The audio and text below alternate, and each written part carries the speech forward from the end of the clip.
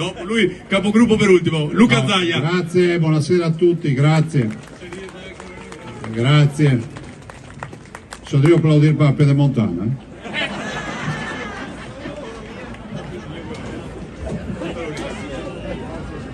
Fine febbraio, primi di marzo. Volevo innanzitutto chiedervi un grande applauso per gli alpini e tutti i volontari che hanno lavorato. E l'unico che possiamo fare è riempire la piazza e applaudirli. Eccoli qua, bravi alpini, bravi.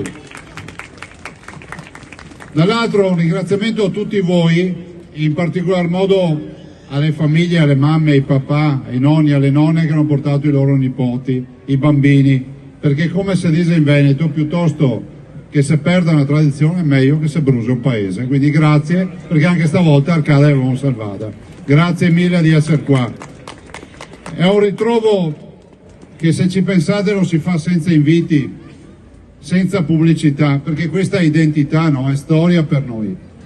Ha ragione il sindaco, che lo saluto, perché nel momento in cui facciamo il panevin, io ne ho già accesi 5 stasera, il panevin di Arcade, c'è sempre la polemica, però non sono questi i luoghi nei quali si va a inquinare, e quindi penso che ci debba essere rispetto per le tradizioni, per chi lavora e per tutti noi che siamo qua in piazza stasera, che non siamo dei devastatori e non siamo gente convinta che l'ambiente non deve essere rispettato, e questo è il messaggio che mandiamo.